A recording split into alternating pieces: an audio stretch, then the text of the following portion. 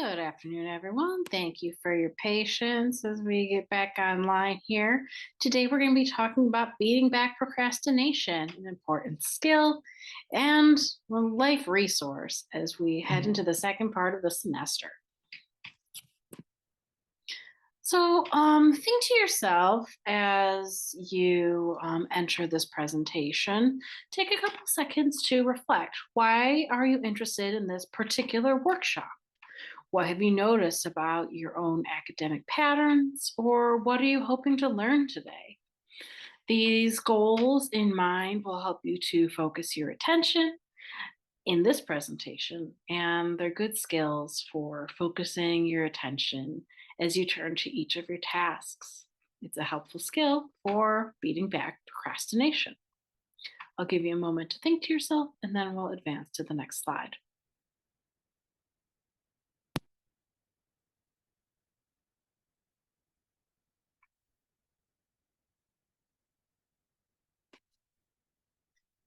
As we work through the presentation today, we're going to start with some background information just on Procrastination 101, defining our term, and giving an overview of how college students experience procrastination.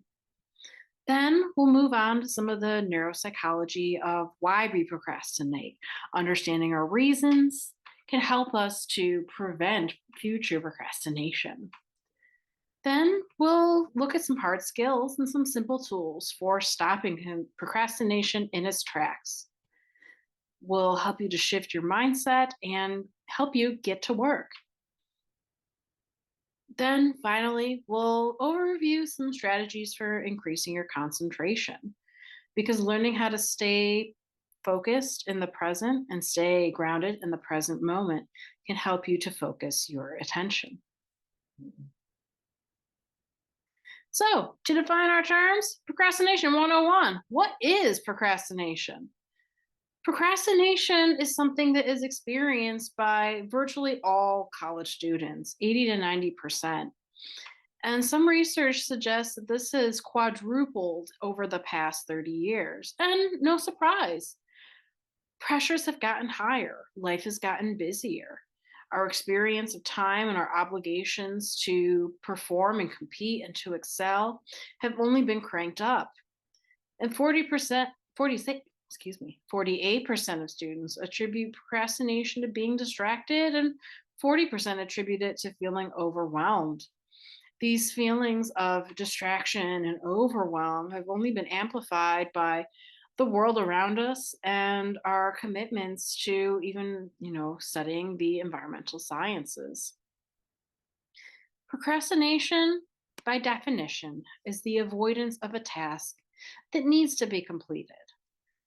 It's something that can potentially have harmful consequences because it can interfere with your academic success, your personal success, as well as your well being and your enjoyment of life.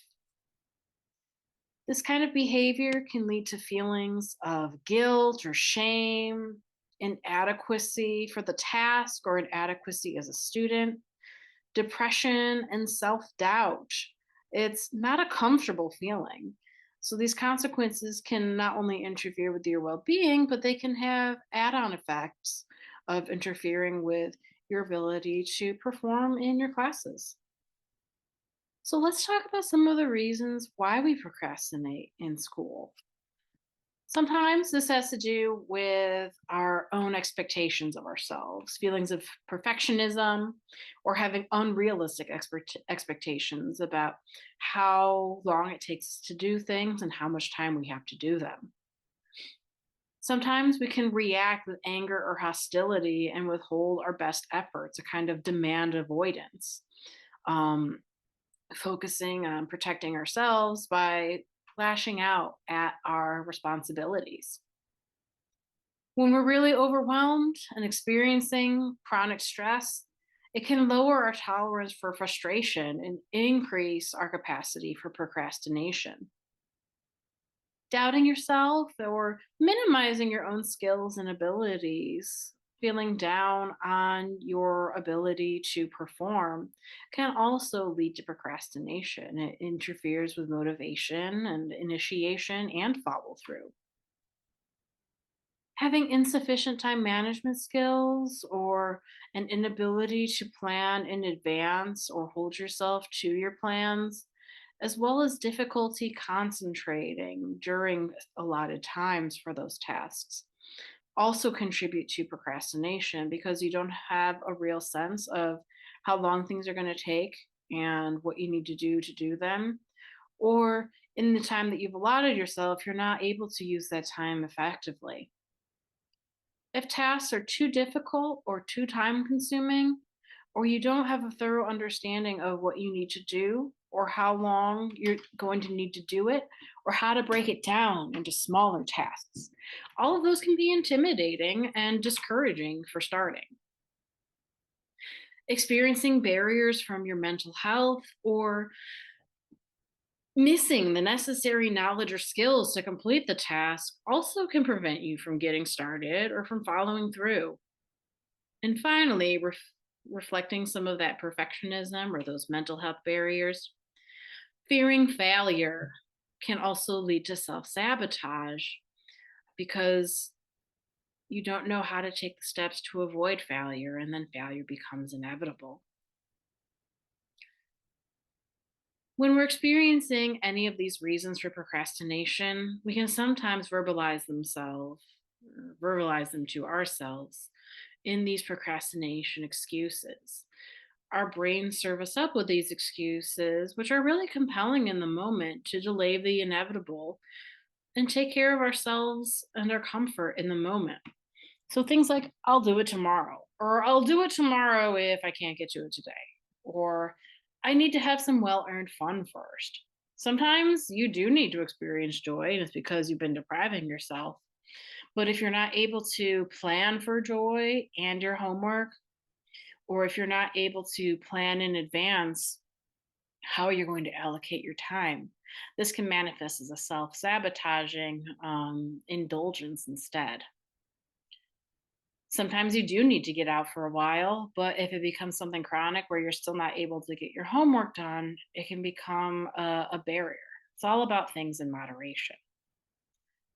Sometimes you can go to a different kind of extreme, saying, my issues will be solved if I change my major or drop a class or transfer, looking for an escape instead of plowing through the problem itself, without actually developing the skills that will prevent this from happening again, even if you did change your major or dropped a class or transferred. Saying, I'll just relax first, especially if you don't put barriers on how long you're going to relax for, can lead you to fall asleep or get distracted and not actually be able to start. And giving yourself some of these artificial deadlines and not holding to them, like I'll start at 5 p.m. and then the deadline passes, and then telling yourself I'll start at 7:30 p.m.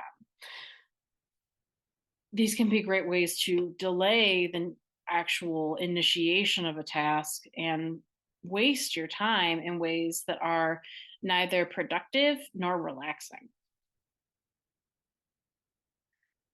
So, we've talked about some of the challenges of procrastination, which, if you're here, you're probably already very familiar with them.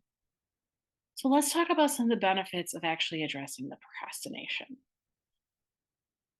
By building yourself systems to get your work done in a timely way, you can increase your peace of mind because you've decreased your stress and you have a good sense of what you're doing and when you're going to do it.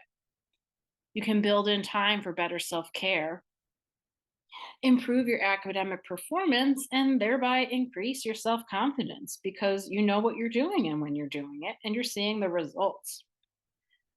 This can thereby lead to an increased strength of purpose, of feeling like you're in the right place and that you're doing good work. And by tackling your procrastination and better scheduling out your time and your tasks, you can increase your personal freedom because you know what you're doing and when you're doing it. So, now let's talk about how we can stop procrastinating. It starts by self reflecting, being able to identify your patterns, knowing what your triggers for procrastination are. What do they look like? When do they happen? And then thinking through your distractions. What happens when you're triggered to procrastinate? And what kinds of distractions do you then use? And then follow through by contemplating the consequences.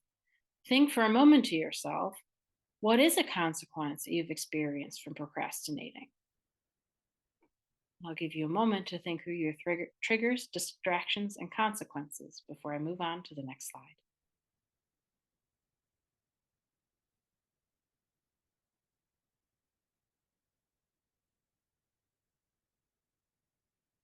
One participant has asked what a trigger might look like. So it could look like not actually knowing your due date or not understanding the assignment. It could look like not eating enough before getting started or depriving yourself of joy in some other way. It could look like having the fear of missing out. And if your friends are having fun, you want to have fun too. It could look like a variety of things. It's up to you to think about in your recent experiences, when have you experienced procrastination and what could be some of the reasons for that?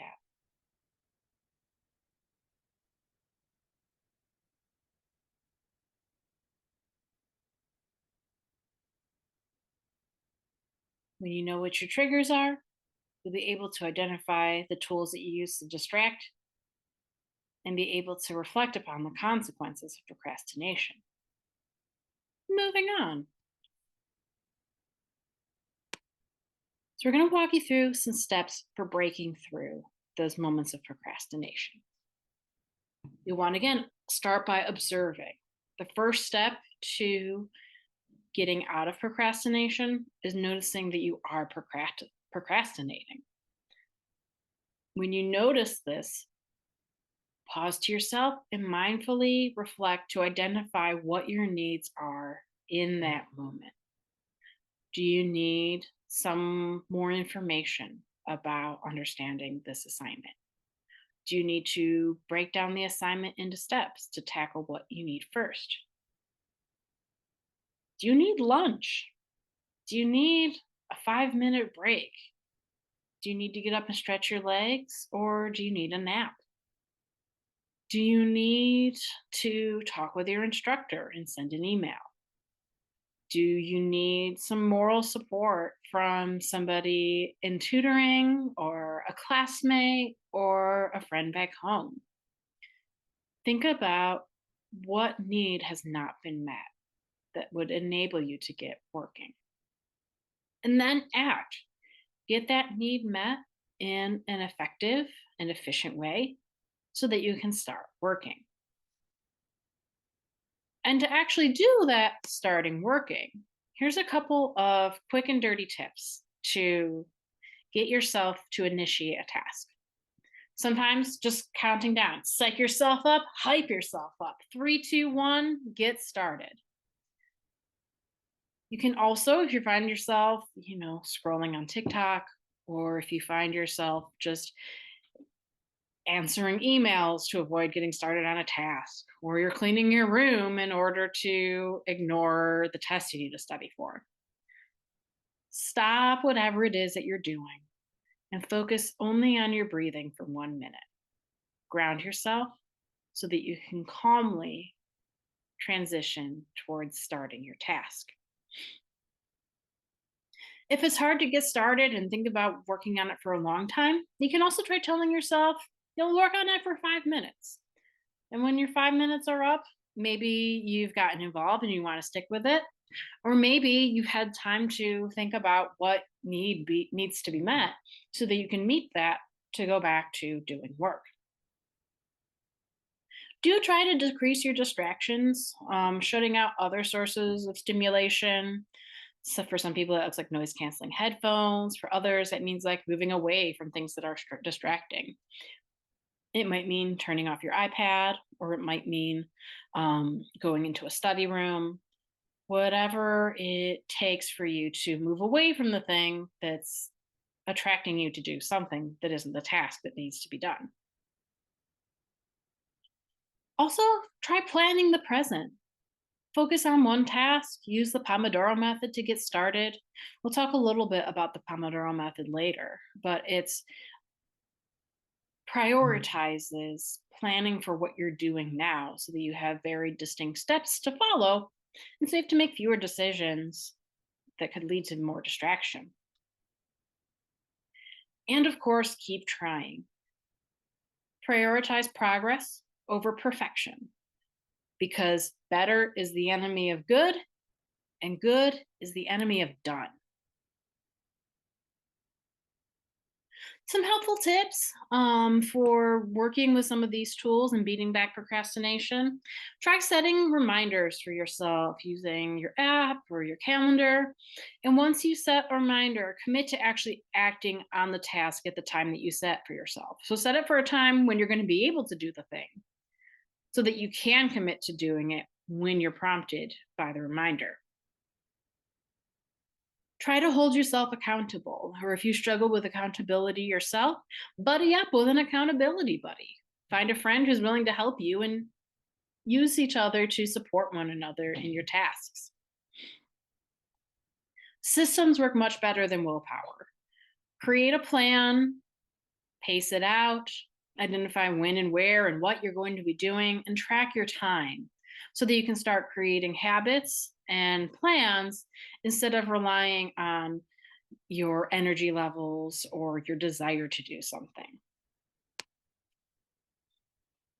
Sometimes also you can think about making something due before it's actually due.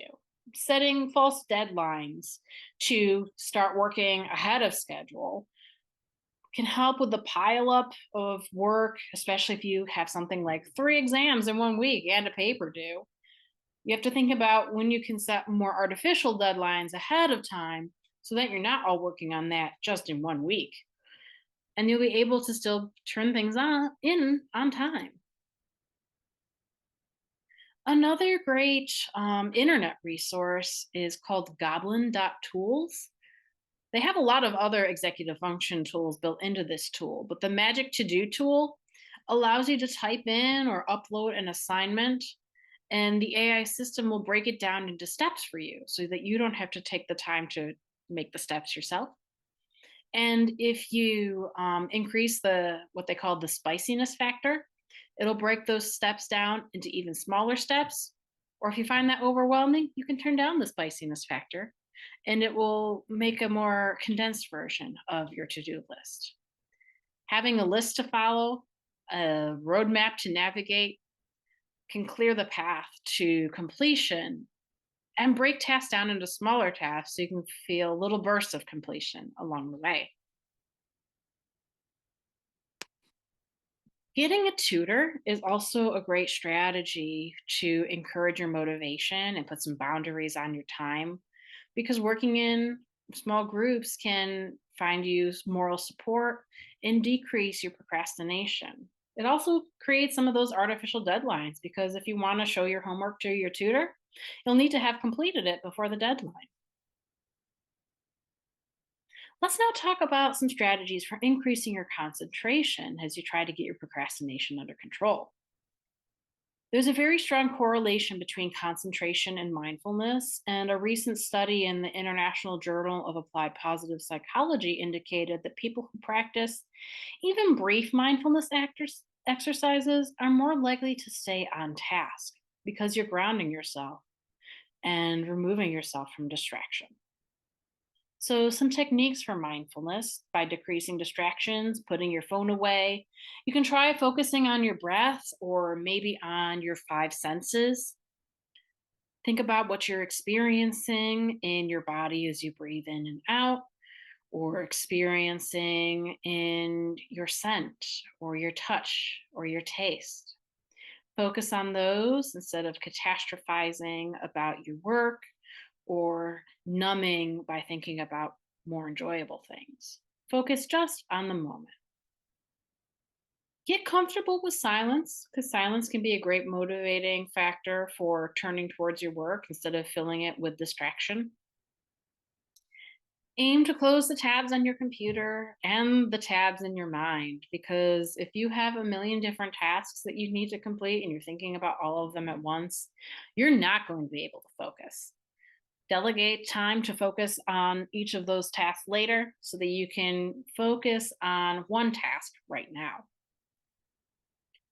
Changing your environment to something new where you can indulge some of those other senses to feel more comfortable in your body, to feel more aware of your surroundings, can also help to activate your mindfulness muscle, because you want to be in your body, not catastrophizing in your mind or distracting with numbing thoughts.